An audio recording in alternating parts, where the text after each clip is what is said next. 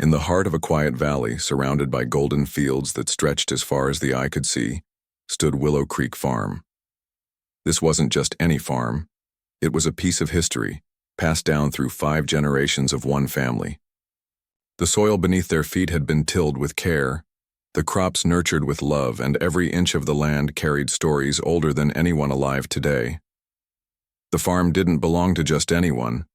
It belonged to the Andersons. For decades, this place had been their home, their sanctuary, and their livelihood.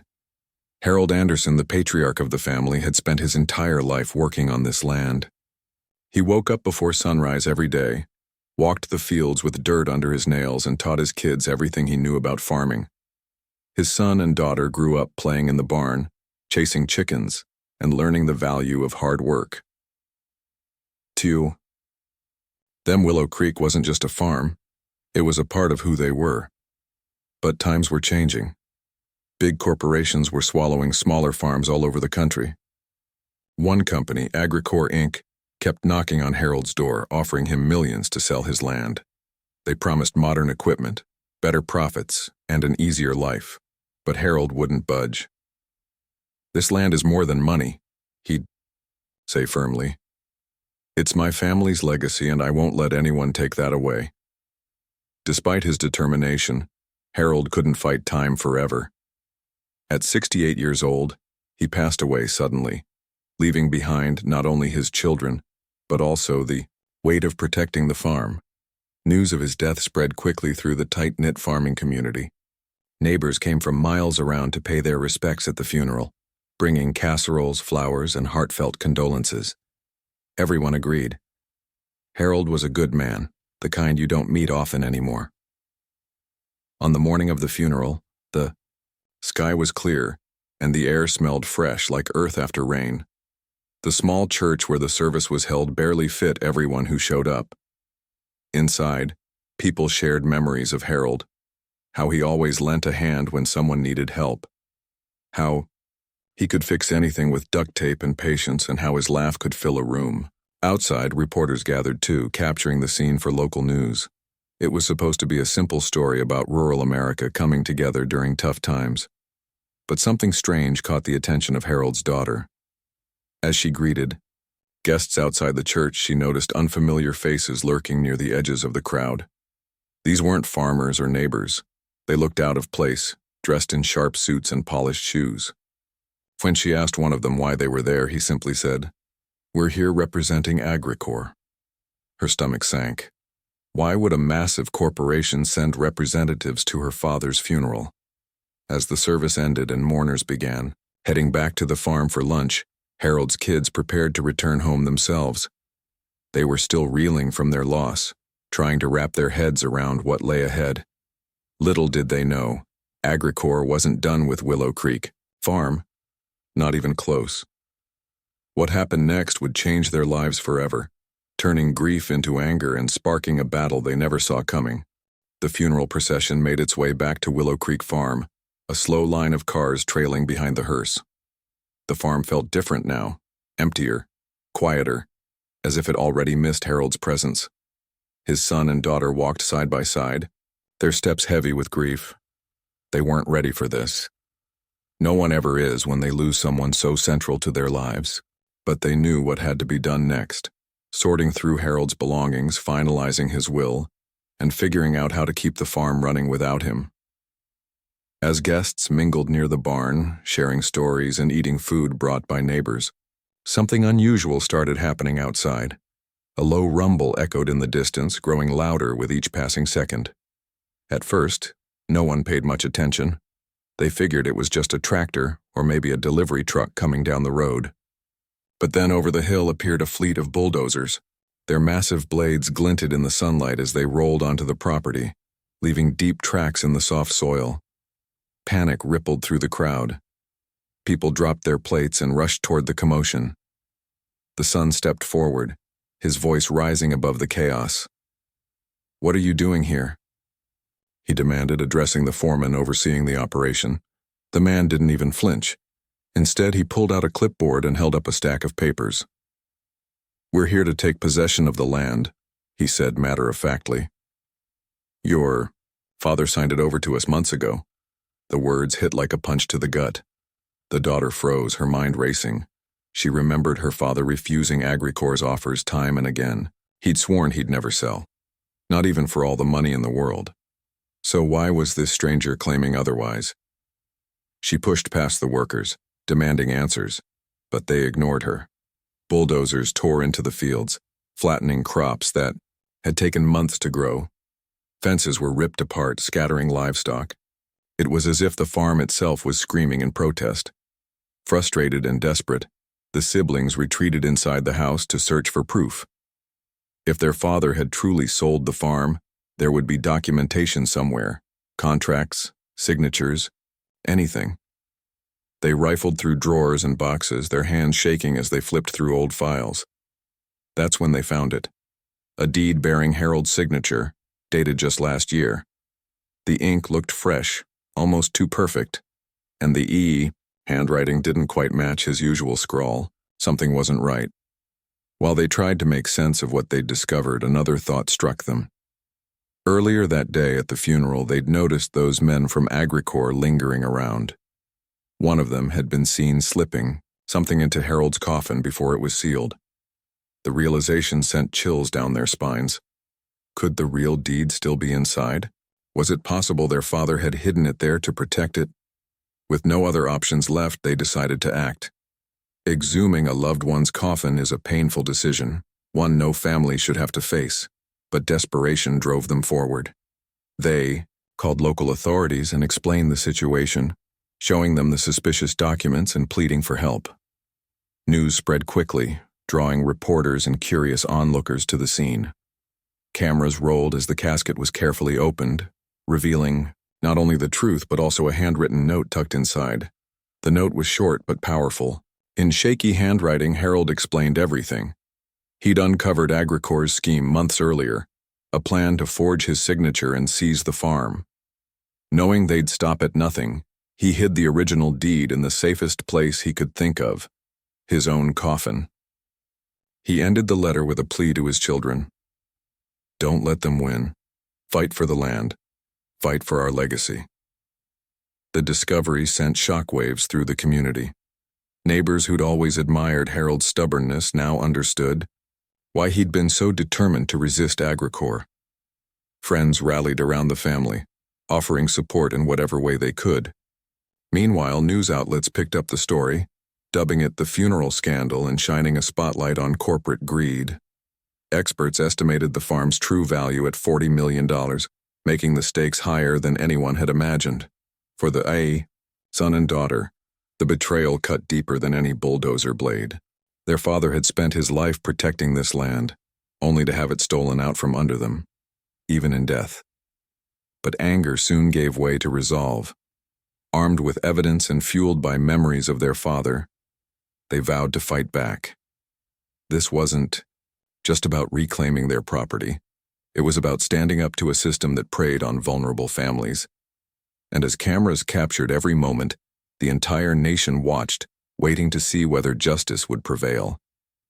With the truth in hand, the son and daughter knew they couldn't waste a single moment.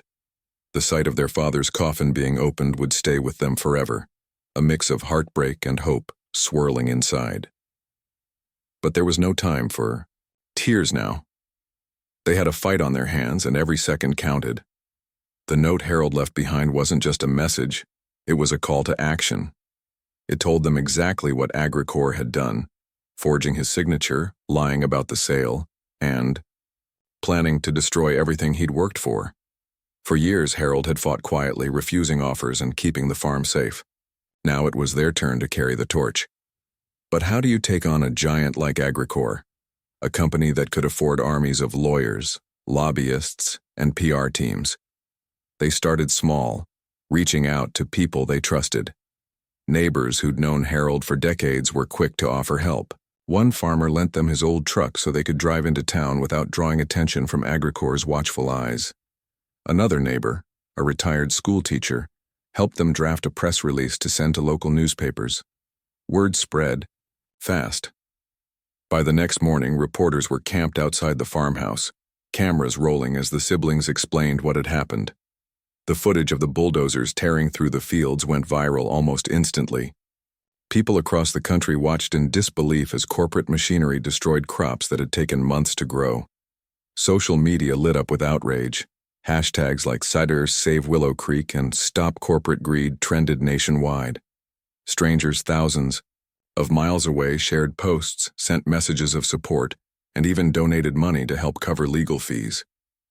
For the first time, the siblings felt a glimmer of hope. Maybe, just maybe, they weren't alone in this fight.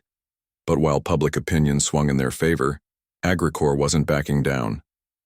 The company released a statement calling the accusations baseless and accusing the family of trying to exploit their father's death for attention. Their CEO appeared on national TV, smiling confidently as he dismissed the story as a misunderstanding. "We have all the proper documentation," he said smoothly. "This is simply a case of miscommunication." Behind closed doors, though, cracks began to show within Agricor. Employees who'd grown uncomfortable with the company's tactics started leaking information. Anonymous tips poured in, revealing emails and memos that painted a very different picture. In one exchange, an executive joked about how easy it was to manipulate grieving families. Another email outlined plans to bribe local officials to speed up the land transfer process. These leaks gave the siblings ammunition they desperately needed. Armed with evidence and growing public support, they hired a team of lawyers specializing in corporate malfeasance.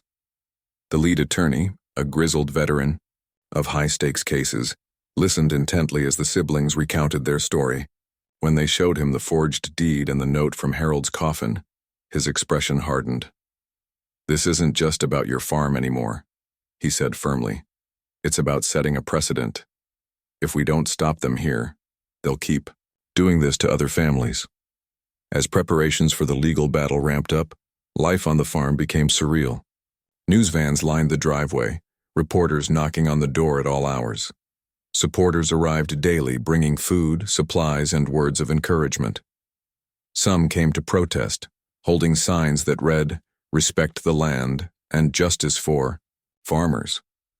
Others organized fundraisers, raising tens of thousands of dollars to help cover mounting legal costs. Amid the chaos, the siblings found moments of quiet reflection. Late at night, after the reporters had gone and the house fell silent, they sat together in the kitchen, sipping coffee and flipping through old photo albums. Pictures of Harold as a young man, standing proudly beside his first tractor, brought both smiles and tears.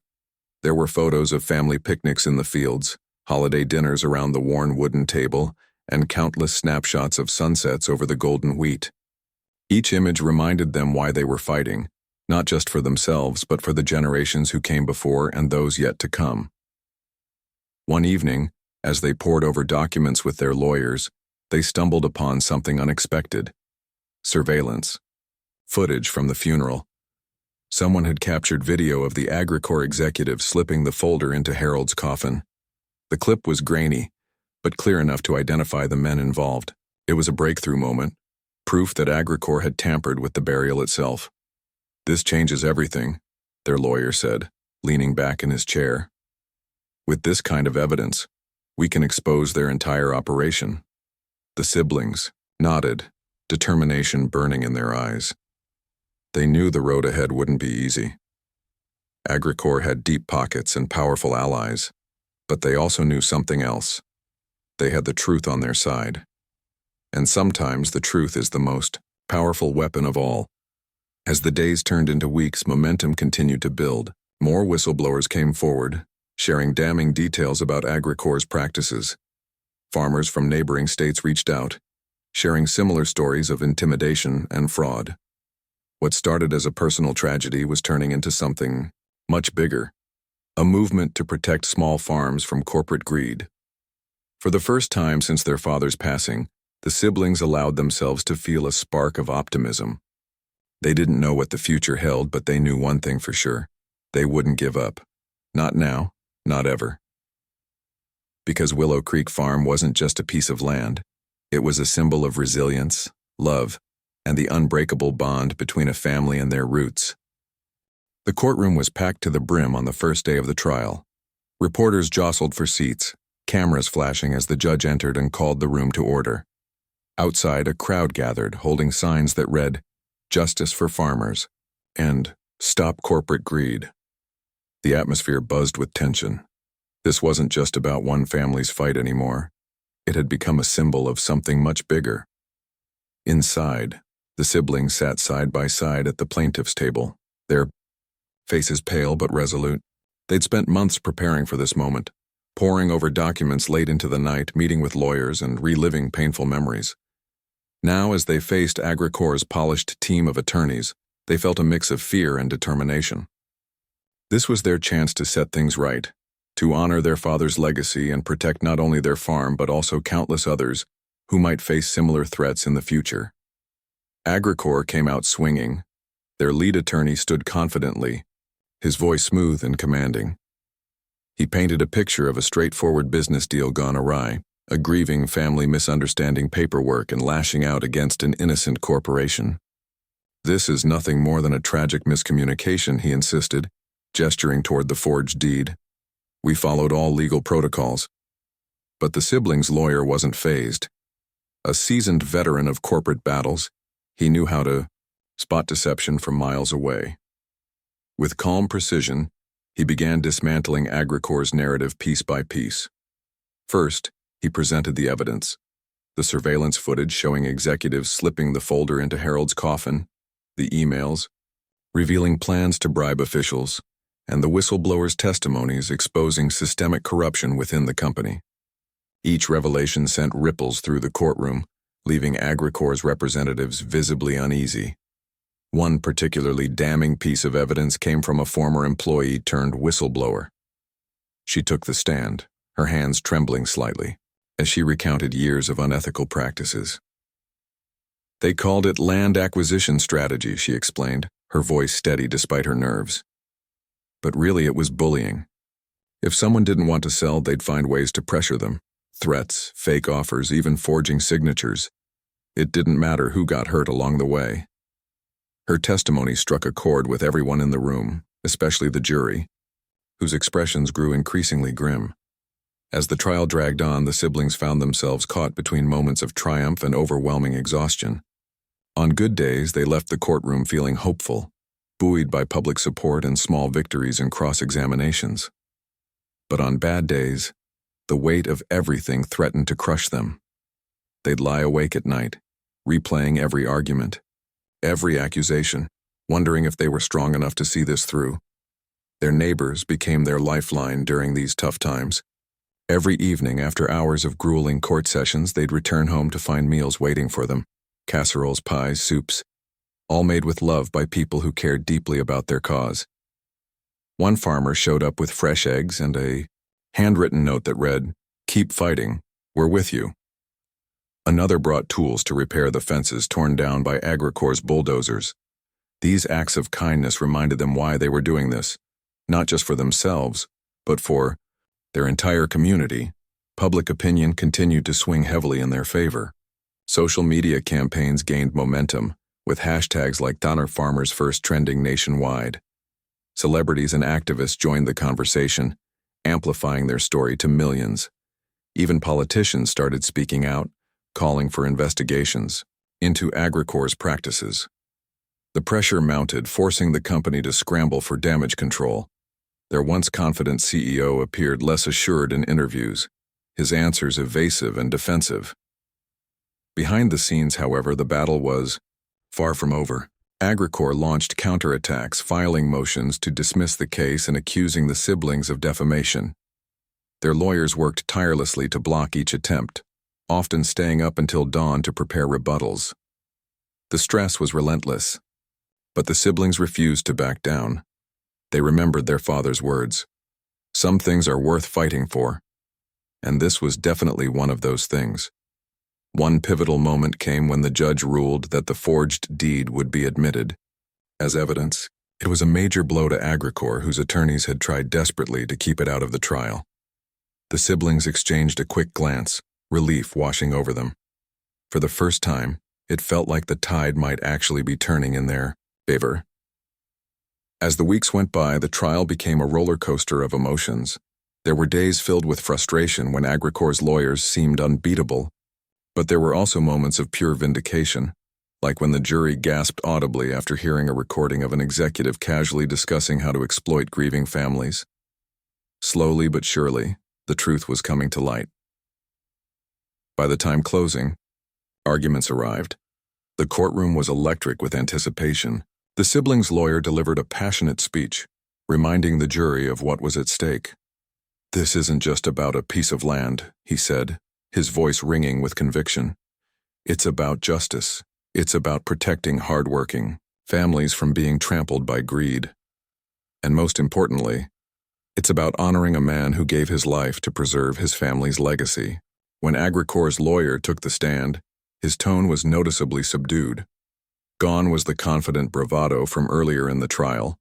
Instead, he relied on technicalities and half-truths, trying to muddy the waters.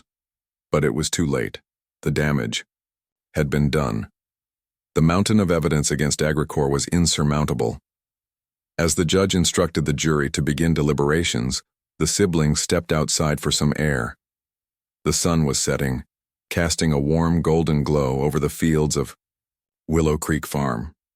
For a brief moment, they allowed themselves to imagine what victory might feel like. Would it bring closure, redemption, or would it simply mark the beginning of a new chapter? Whatever the outcome, they knew one thing for certain: they'd given it their all. They'd fought with everything they had, standing up not just for their father's memory, but for every family who'd ever faced injustice at the hands of powerful corporations. And sometimes, that's all you can do. After what felt like an eternity, the jury finally reached a verdict. The courtroom buzzed with anticipation as everyone took their seats. Reporters leaned forward, pens poised and cameras rolling. The siblings sat stiffly at the plaintiff's table, their hands clasped tightly together.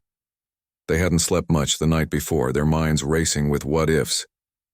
Would justice prevail, or would Agricorp walk away unscathed, leaving them to pick up the pieces of their shattered lives? The judge entered the room, his gavel striking the wood to silence the murmurs. He nodded toward the foreman of the jury, who stood up slowly, holding a slip of paper that seemed to weigh 1,000 pounds. For a moment, time froze. Then came the words they'd been waiting for. "We find in favor of the plaintiffs." The room erupted into cheers and applause. Neighbors hugged each other, tears streaming down their faces. Reporters scrambled to capture the reaction on camera while the siblings sat stunned, unable to process what had just happened. It wasn't until their lawyer placed a reassuring hand on their shoulders that it hit them. They'd won. Against all odds, they'd beaten one of the most powerful corporations in the country. The judge wasted no time delivering the ruling. Agricorp was ordered to pay $40 million in damages, a staggering sum meant to cover not only the value of Willow Creek Farm but also the emotional toll inflicted on the family. More importantly, the court declared the forged deed null and void, officially returning ownership of the land to the siblings. But the ruling went beyond money or property. It set a legal precedent that could protect other small farmers from similar schemes in the future. Outside the courthouse, reporters swarmed around the siblings, firing questions faster than they could answer. How does it feel to win? What's next for Willow Creek Farm? Do you have a message for others facing corporate greed? Overwhelmed but grateful, they managed to share a few heartfelt words. "This fight wasn't just about us," the son said, his voice cracking with emotion. "It was about standing up for what's right, for our dad, for our community, and for anyone who's ever been pushed around by people who think they're untouchable." Their daughter added, "Our father taught us that some things are worth fighting for." We hope this sends a message to companies like Agricorp. You can't take advantage of hardworking families without consequences. The victory didn't come without scars, though. Months of grueling legal battles had taken their toll. Both siblings looked older, their faces lined with stress and sleepless nights. Their once bustling farm now lay in ruins, its fields torn apart by bulldozers and its fences reduced to splinters. Rebuilding wouldn't be easy. It would require time, effort, and resources they weren't sure they had left.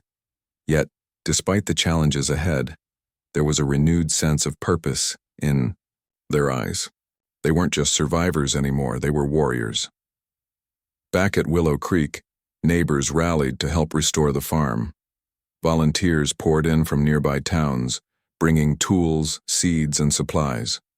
Farmers lent tractors and plows, while carpenters rebuilt fences and repaired damaged structures. Even strangers who'd followed the story online sent donations, along with letters of encouragement. One envelope contained a simple note: "Thank you for reminding us that good can still triumph over evil." Amid the chaos of rebuilding, the siblings found moments of peace. Late afternoons, they'd sit on the porch watching the sunset paint the sky in hues of orange and pink. They talked about their father often, sharing stories they hadn't thought about in years. There was the time he chased a runaway cow through the fields, laughing so hard he nearly fell off his tractor.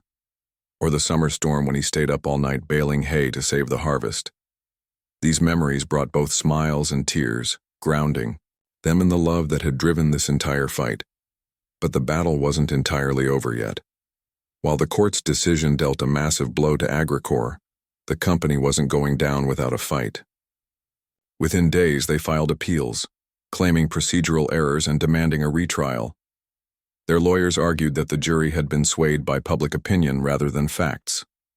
Meanwhile, executives launched a PR campaign to rehabilitate their image, running ads portraying themselves as misunderstood victims of circumstance. Still, the damage was done. The trial had exposed Corp's dirty secrets for the world to see. Whistleblowers continued to come forward, revealing even more unethical practices across the company's operations. Regulators launched investigations, scrutinizing everything, from land acquisitions to labor laws. Investors grew nervous, causing stock prices to plummet. For the first time, Corp found itself on shaky ground. The siblings knew better than to celebrate too soon. They remained vigilant, working closely with their lawyers to fend off any further attempts to overturn the verdict. At the same time, they began advocating for broader change. They partnered with advocacy groups to push for stricter regulations on corporate land grabs and greater protections for small farmers. Lawmakers started listening, introducing bills aimed at preventing similar abuses in the future. Through it all, they kept their focus on Willow Creek Farm. Slowly but surely, life returned to the land. New crops sprouted in the fields, nurtured by hands that refused to give up. Cows grazed peacefully in pastures where bulldozers had once wreaked havoc. Even the old barn, patched up with fresh wood and paint, stood tall again, a symbol of resilience. As word spread about their victory, the farm became a beacon of hope for others facing similar struggles. Families dealing with corporate bullying reached out seeking advice and inspiration. Some traveled long distances just to visit, walking the fields and marveling at how one family had stood up to such overwhelming odds.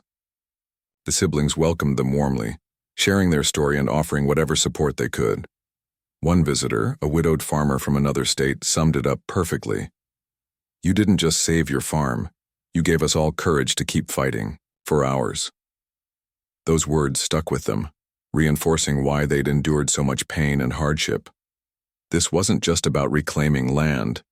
It was about preserving dignity, protecting communities, and proving that ordinary people could stand up to giants. By the end of the year, Willow Creek Farm was thriving once again. The golden wheat swayed gently in the breeze, a testament to perseverance and unity. Visitors often paused near the entrance where a new plaque had been installed. It read, "Dedicated to those who refuse to let greed destroy what matters most." Beneath it was a small photo of Harold, smiling proudly beside his beloved tractor. For the siblings, the journey wasn't easy, and it wasn't truly over. But they'd proven something invaluable, that even in the face of unimaginable adversity, love and determination could move mountains. And as long as they had each other, and the unwavering support of their community, they knew they could weather whatever storms lay ahead. Months had passed since the trial ended, but the ripples of that victory continued to spread far beyond Willow Creek Farm. The siblings found themselves at the center of something much bigger than they'd ever imagined, a movement fueled by their courage and determination.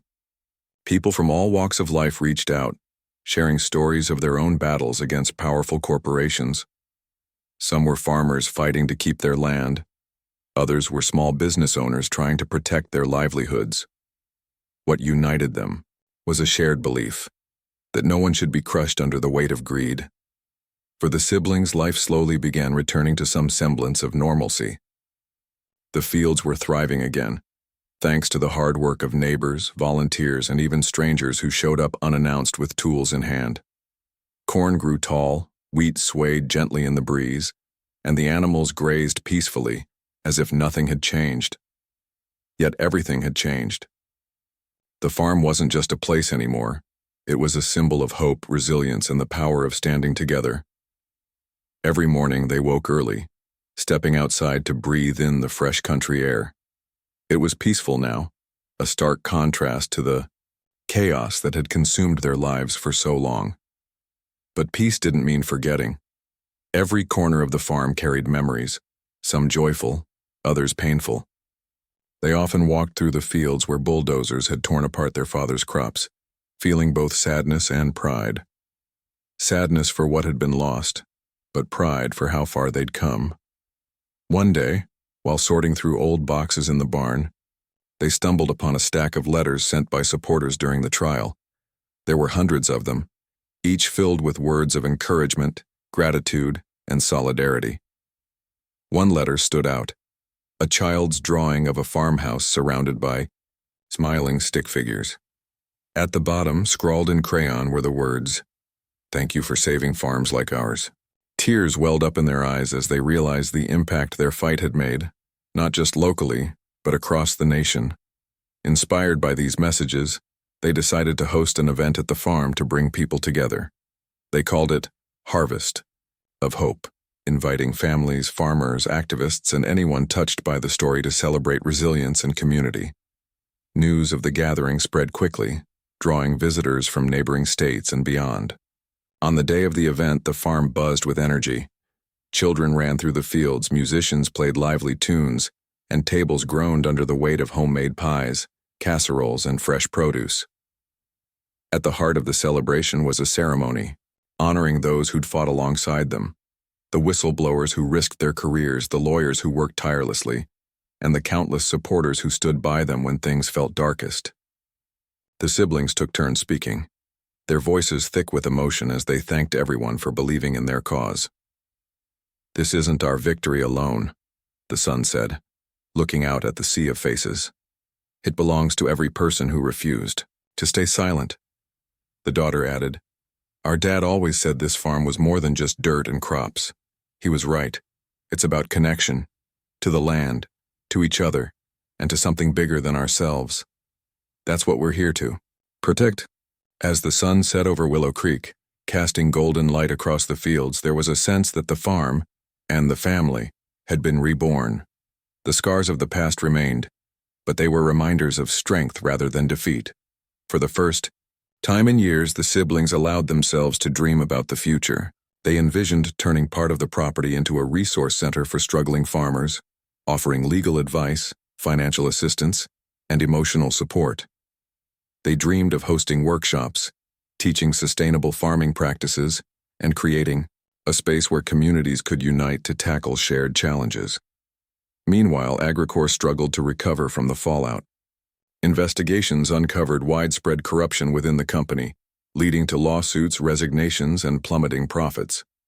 Lawmakers introduced stricter regulations to prevent similar abuses, citing the Willow Creek case as a wake-up call. The siblings watched it all unfold with quiet satisfaction, knowing their fight had sparked meaningful change. Still, they never let themselves forget the cost of that victory. Their father wasn't there to see the farm restored or hear the applause of supporters. His absence lingered in every corner of the house, every acre of the fields. But instead of letting grief consume them, they chose to honor his memory by continuing his legacy. They planted a tree near the entrance of the farm, a sapling that would grow alongside the next generation. Beneath it, they placed a plaque, engraved with his favorite saying, "Some things are worth fighting for." Years later, visitors to Willow Creek Farm often paused beneath that tree, reading the inscription and reflecting on its meaning. The farm thrived once again, not only as a source of food but also as a beacon of hope. Its story inspired books, documentaries, and even school curriculums aimed at teaching kids the importance of standing up for justice. The siblings became known not just as farmers but as symbols of resilience, proof that ordinary people can achieve extraordinary things when they refuse to give up. On quiet evenings, they still sat on the porch, watching the horizon turn shades of pink and orange. Sometimes they talked about the road ahead. Other times they simply sat in silence, listening to the sounds of the farm humming with life. No matter what challenges lay in store, they knew they'd face them together, as a family, as stewards of the land, and as defenders of something greater than themselves. In the end, the fight for Willow Creek Farm wasn't just about reclaiming property or exposing corruption. It was about preserving values that couldn't be measured in dollars or acres, values like love, integrity, and the unshakable bond between people and the places they call home. And though the journey had been long and difficult, it reminded them of one simple truth. When you stand up for what matters most, you inspire others to do the same.